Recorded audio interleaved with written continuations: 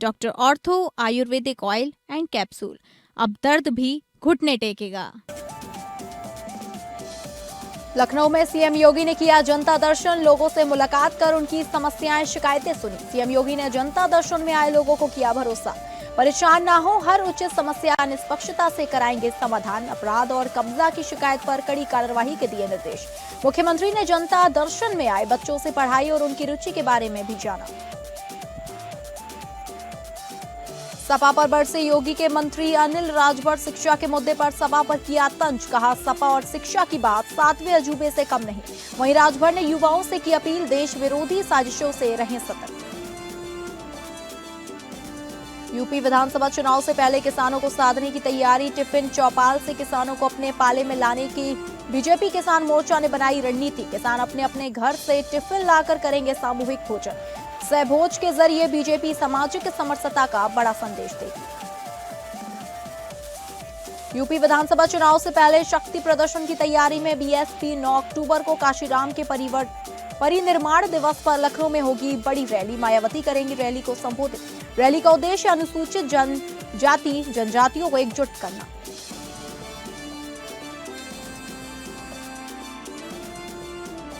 नमस्कार, आप सभी का बहुत स्वागत है उत्तर प्रदेश बुलेटिन में। मैं हूं आपके साथ अंकिता सिंह। शुरुआत करेंगे बुलेटिन की।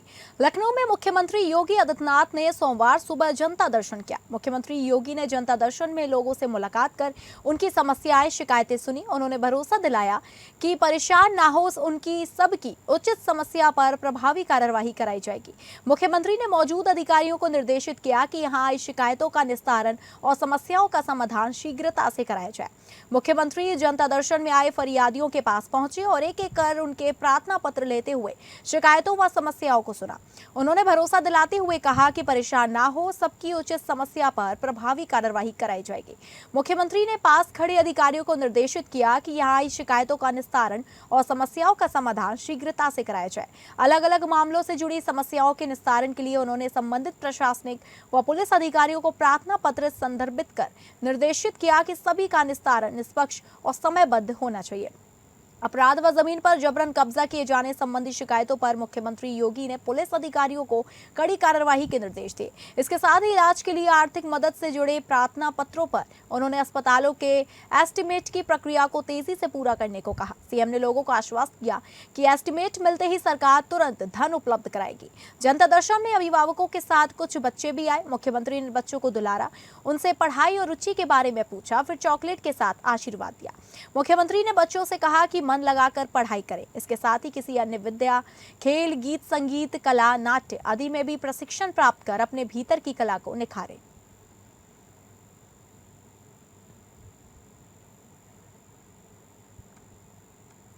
उत्तर प्रदेश के साथ साथ देश की राजनीति में लगभग हाशिए पर जा चुकी बसपा को एक बार फिर सक्रिय करने की पार्टी में सुगबुगाहट सुनाई दे रही है। बसपा के संस्थापक काशीराम के परिनिर्माण दिवस 9 अक्टूबर को इस सक्रियता को जमीन पर लॉन्च करने की योजना है। बसपा सुप्रीमो मायावती काशीराम के परिनिर्माण दिवस पर लखनऊ में एक बड़ी रैली करने सक्रिय राजनीति में वापसी का संदेश देंगे। इस रैली का उद्देश्य अनुसूचित जनजातियों को एकजुट करना और सर्व समाज के समर्थकों को आकर्षित करना है। मायावती ने इस रैली के माध्यम से पार्टी की ताकत दिखाना चाहते हैं। लंबे समय बाद बसपा सुप्रीमो मायावती बड़ा सार्वजनिक मंच सजाकर सियासत में अपनी सक्रिय वापसी का संदेश देने की कोशिश करेंगी। प्रदेश भर से बड़ी संख्या में समर्थकों की भीड़ जुट इनके सहारे पुराने अंदाज में मिशन 2027 का बिगुल बजाने की तैयारी है। प्रदेश में लगभग 22% आबादी वाले इस वर्ग को सभी दल यह संदेश देकर अपने पाले में खींचने का प्रयास कर रहे हैं कि बसपा का अस्तित्व अब समाप्त हो चुका है। इधर कई पुराने नेता पार्टी से चले गए या निकाल दिए गए। अब मायावती इस रैली में भीड़ जुटाकर ताकत दिखाना चाहती हैं। बहुजन समाज पार्टी के पास उत्तर प्रदेश में तकरीबन 18 से 20% तक का वोट इसके पूर्व में रहा है। कमजोरी कहां पे रहेगी? बाद में संगठन के स्तर पर कमजोरी रहेगी। अब 2027 का चुनाव आ रहा है। अगर बहन मायावती सांगठनिक तरीके से अपने को मजबूत करती हैं, संगठन को मजबूत करती हैं, जमीन पर काम करती हैं, तो निश्चित तौर पर उत्तर प्रदेश में सत्ताधारी दल को एक बड़ी चुनौती पेश कर सकती हैं। एसपी तो मनोहर साहब ने बनाई और मनोहर साहब ने अपने जीते जी अपना उत्तराधिकारी और बहुजन समाज पार्टी का उत्तराधिकारी माननीय बहन जी को बना के गए हैं। जो माननीय बहन जी मानव साहब की विचारधारा को, बहुजन समाज पार्टी को लेकर के बड़ी मजबूती से चल रही हैं। और हम लोगों ने बिना किसी दल के गठबंधन के 2007 में सरकार बनाई थी, फिर एक जनता का गठबंधन तैयार करके 27 में सरकार बनाने का काम करें। विधानसभा चुनाव में किसानों की सबसे अहम भूमिका होगी, जिन्हें साधने के लिए भाजपा नई रणनीति के साथ बढ़ रही है। रविवार को मोदी के मन की बात को सुनने के लिए पहली बार किसान मोर्चा ने हर जिले में एक बड़ी स्क्रीन लगाई, जहां बड़ी संख्या में लोगों ने एकत्र होकर पीएम के मन की बात सुनी। विधानसभा चुनाव से पहले भाजपा किसान मोर्चा उत्तर प्रदेश में किसानों को साधने के लिए नई रणनीति पर काम कर रहा है। भाजपा किसान मोर्चा नए सिरे से ग्रामीण क्षेत्रों में जनाधार मजबूत करने में जुटा है। मन की बात के बाद किसानों के बीच टिफिन चौपाल आयोजित होगी। किसान अपने अपने घर से टिफिन लेकर आएंगे, जहां सामूहिक रूप से भोजन करते हुए यह संदेश देने का प्रयास होगा कि पार्टी भेदभाव रहित समाज के लिए प्रयासरत है। पश्चिम उत्तर प्रदेश के से किसानों की चिंगारी उठती रही है, जहां गाँव में चौपालों का क्रम लंबा चलेगा। किसानों के बीच टिफिन चौपाल में सहभोज के जरिए पार्टी सामाजिक समरसता का बड़ा संदेश देगी। डिजिटल प्रशिक्षण व प्राकृतिक खेती की कार्यशालाओं की समीक्षा की जाएगी और हर व्यक्ति एक पेड़ मां के नाम लगाएगा। ऐसे में भारतीय जनता पार्टी संगठनात्मक तैयारियों के साथ साथ जनता के साथ संपर्क संवाद का कार्यक्रम भी निरंतर बनाए हुए है। जन कल्याणकारी योजनाओं का लाभ जनता तक कैसे पहुंचे, इस पर प्रत्येक कार्यकर्ता और प्रत्येक कार्यक्रम में इस पर पूरा ध्यान होता है। भारतीय जनता पार्टी इस तरफ पूरी तरह से गंभीर है और चुनाव जब भी आएगा भारतीय जनता पार्टी मजबूती के साथ मैदान में होगी। आजमगढ़ में धार्मिक सांस्कृतिक कार्यक्रम में शामिल होने पहुंचे श्रम एवं सेवा योजन मंत्री अनिल राजभर ने राजनीतिक मुद्दों पर भी खुलकर अपनी बात रखी। उन्होंने समाजवादी पार्टी पर तीखा हमला बोलते हुए कहा कि समाजवादी पार्टी शिक्षा की बात करे या दुनिया के 7वें अजूबे से कम नहीं है। उन्होंने आरोप लगाया कि समाजवादी पार्टी के नेता दिल्ली के जंतर मंतर पर जाकर आंदोलन को भड़काने की कोशिश कर रहे थे और युवाओं व छात्रों को गुमराह करने का प्रयास कर रहे हैं। राजभर ने कहा कि ये लोग सत्ता पाने के लिए किसी भी हद तक जाने को तैयार है। इन्हें ना देश की चिंता है और ना ही छात्रों के भविष्य की। जब इनकी सरकार थी तब शिक्षा व्यवस्था की क्या स्थिति थी, उसके आंकड़े खुद सच्चाई बयान कर देंगे। श्रम मंत्री ने विपक्ष पर निशाना साधते हुए कहा कि संसद का सत्र चल रहा है, लेकिन विपक्ष संसद में चर्चा करने के बजाय सड़क पर राजनीति करना चाहता है। उन्होंने कहा ये लोग सदन की बात सड़क पर और सड़क की बात सदन में करना चाहते हैं। अगर लोकतंत्र में विश्वास है तो संसद से बड़ा कोई मंच नहीं हो सकता। संसद से भागकर सड़क पर राजनीति करना विपक्ष की मंशा को साफ करता है। अनिल राजभर ने विपक्ष पर हमला तेज करते हुए कहा कि कुछ शक्तियां देश को अस्थिर करने की साजिश रच रही हैं। उन्होंने कहा कुछ लोग भारत को नेपाल और बांग्लादेश जैसी स्थिति में पहुंचाना चाहते हैं। भारत आज तेजी से दुनिया की अग्रणी अर्थव्यवस्था बन रहा है। ऐसे में भारत विरोधी ताकतें नई नई साजिशें रच रही हैं और विपक्ष उसका अप्रत्यक्ष रूप से साथ दिखाई देता आ रहा है। ये सत्ता के लिए कुछ भी करने पर आमादा। इनको न देश से कोई लेना देना है और न छात्र के हितों से कोई लेना देना है। आप इनकी सरकार के आंकड़े में आपको बताऊंगा तो आप आश्चर्यचकित हो जाएंगे। इनको शिक्षा व्यवस्था में कोई सुधार हो, इससे इनको क्या लेना देना। देखिए, कुछ लोग भारत को नेपाल और बांग्लादेश बनाना चाहते हैं, लेकिन भारत है, नेपाल और बांग्लादेश नेपाल बांग्लादेश है। कल माननीय प्रधानमंत्री जी के निर्देशानुसार उत्तर प्रदेश विधानसभा के अध्यक्ष सतीश महाना शनिवार को आजमगढ़ पहुंचे और दिवंगत समाजवादी पार्टी के वरिष्ठ विधायक आलम बदी आजमी के आवास पर पहुंचकर उनकी तस्वीर पर पुष्प अर्पित कर भावभीनी श्रद्धांजलि दी। इस दौरान उन्होंने शोकाकुल परिजनों से मुलाकात कर अपनी संवेदनाएं व्यक्त की और दिवंगत विधायक से जुड़ी कई पुरानी यादें भी साझा की। सतीश महाना ने कहा कि आलम बदी आजमी विधानसभा के बेहद अनुभवी और सम्मानित सदस्यों में शामिल थे। उन्होंने बताया कि वर्ष 1996 से लगातार विधानसभा का प्रतिनिधित्व करने वाले आलम बदी आजमी केवल एक बार चुनाव हारने के कारण सदन नहीं पहुंच सके। लगभग 3 दशकों तक उन्होंने जनता का प्रतिनिधित्व किया। उन्होंने कहा आलम बदी आजमी अपने समय के शिक्षित और गंभीर जनप्रतिनिधियों में गिने जाते थे तथा सदन में उनका व्यवहार हमेशा सकारात्मक और मर्यादित रहा। विधानसभा अध्यक्ष ने कहा कि आलम बदी आजमी कभी किसी विवाद का हिस्सा नहीं रहे। उन्होंने कहा कि लोकतंत्र की मजबूती के लिए विधायिका की गरिमा और उसकी मर्यादा का सम्मान करना हर जनप्रतिनिधि और नागरिक का दायित्व है।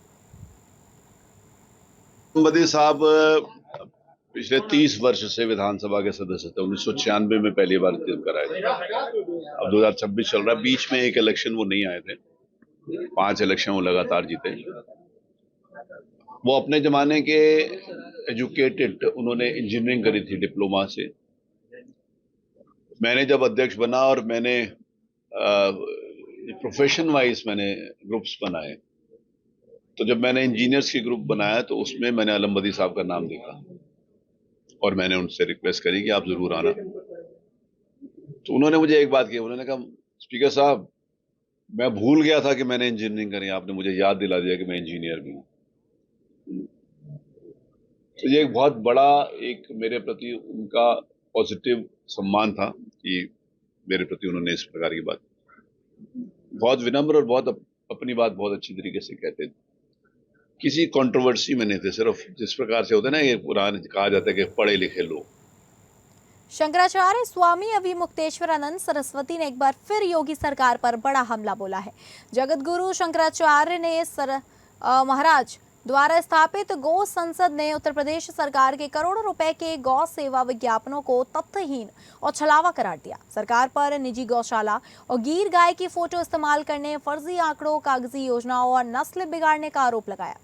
वहीं देवेंद्र पांडे गोपजी ने घोषणा की कि यूपी की सभी 403 विधानसभाओं की सरकारी गौशालाओं का वीडियो बनाकर सच जनता के सामने लाया जाएगा। शंकराचार्य ने हाल ही में 14,000 किमी की गविष्ठी यात्रा पूरी की, जिसमें 403 विधानसभाओं और 18 लाख लोगों से सीधा संवाद हुआ। ये देश की तरुणाई की जीत है, हमारे बच्चों के पराक्रम की जीत है और हमारे सुप्रीम कोर्ट के जो चीफ जस्टिस हैं उनकी दूरदर्शिता है। अगर उन्होंने बच्चों को, नौजवानों को काकरोच ना कहा होता तो ये काकरोच जनता पार्टी ना बनती, ये पार्टी ना बनती तो ये आवाज़ उठाने के लिए एक संगठन ना खड़ा होता, ये ना हुआ होता तो धरना प्रदर्शन ना होता, ना आज धर्मेंद्र प्रधान का इस्तीफा होता। कितने दूरदर्शी हैं हमारे चीफ जस्टिस कि उन्होंने देखा कि हमारे ऊपर तो सरकार का दबाव रहता है, हम सीधे तो कुछ कर नहीं सकते, तो उन्होंने ऐसा तरीका बनाया कि यूँ घूम करके बात वहीं आ गई। गुगली जिसको कहता है ना कि ऐसे फेंको लगेगा कि इधर जा रहा है तो उधर चला जाता है, ऐसा बहुत सुंदर काम किया। बुद्धिमान, बहुत बड़े बुद्धिमान।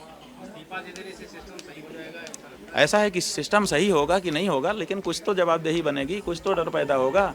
यहाँ तो चोर जो है वो सीनाजोरी कर रहा था।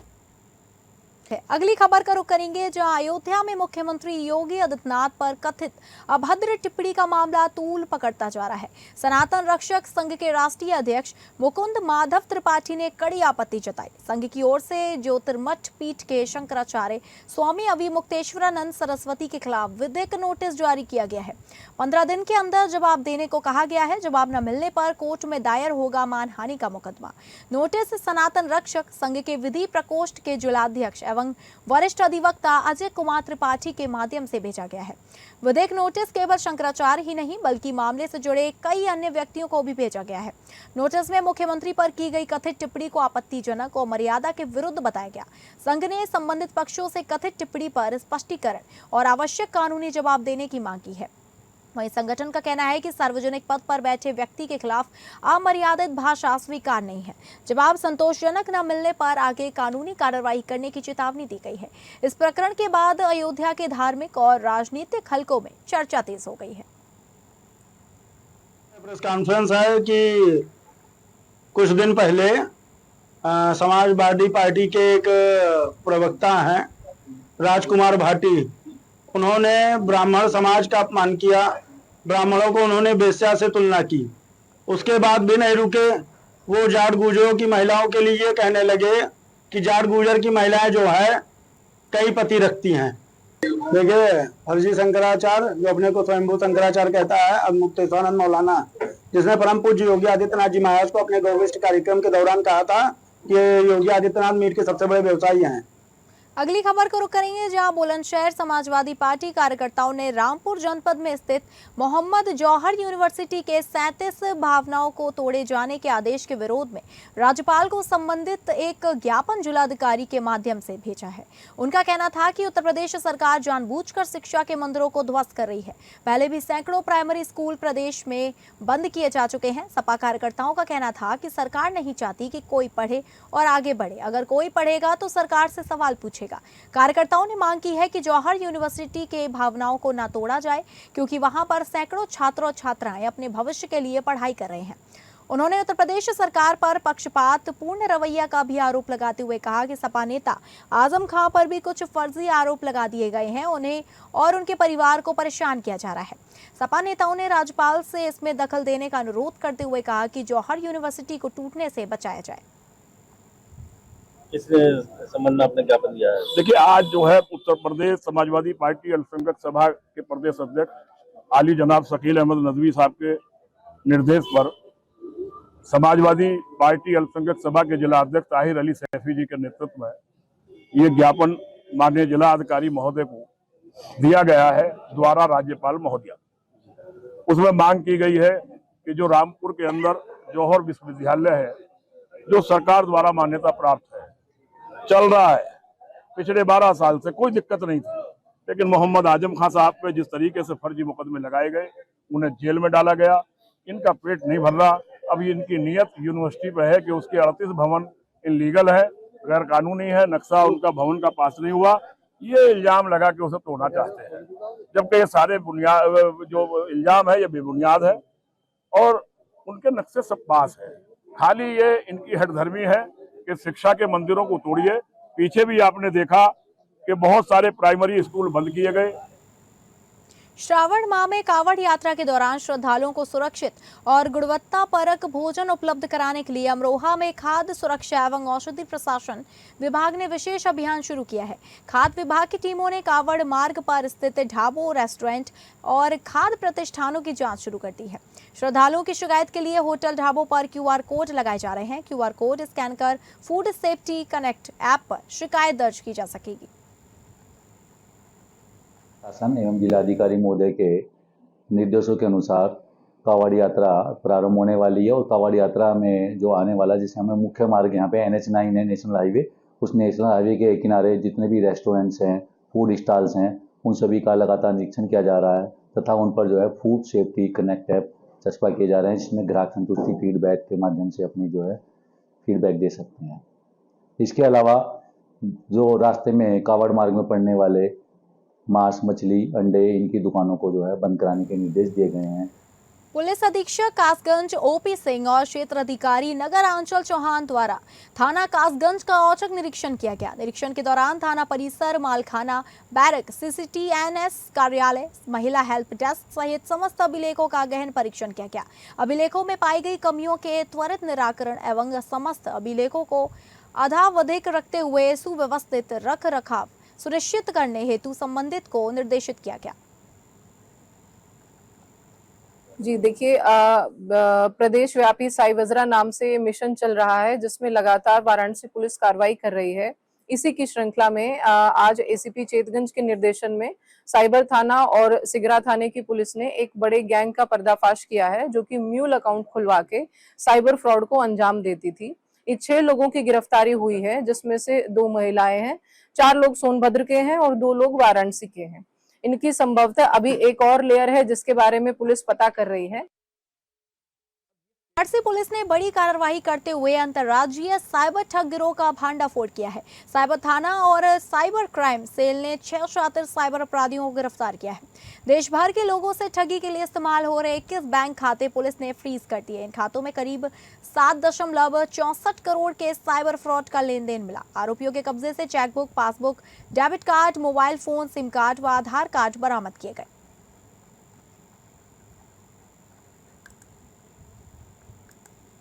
जिसमें कि 6 लोगों की गिरफ्तारी हुई है। मैं इनका काम करने का तरीका, एक अपराध करने का तरीका आपको बता दे रही हूँ। इनमें से 2 लड़कियां हैं जो कि सोनभद्र की रहने वाली हैं, जो लोगों को फोन करती हैं, उनको प्रलोभन देती हैं कि आपका अकाउंट खुलवाया जाएगा, कभी वो बैंक की एम्प्लॉयज बन जाती हैं, कभी वो इन्वेस्टमेंट के नाम पे इस प्रकार से लोगों को प्रलोभन देके उनके आईडीज लेके आधार कार्ड, पैन कार्ड, अकाउंट खुलवाती हैं विभिन्न विभिन्न बैंकों में। उसके बाद उन्हीं के जो बाकी 4 संचालक है, जिसमें एक पोस्टमैन भी है, और इसी में एक आधार कार्ड के साथ छेड़छाड़ करके तो फिलहाल उत्तर प्रदेश बुलेटिन में बस इतना ही। जो नमस्कार। बैंक के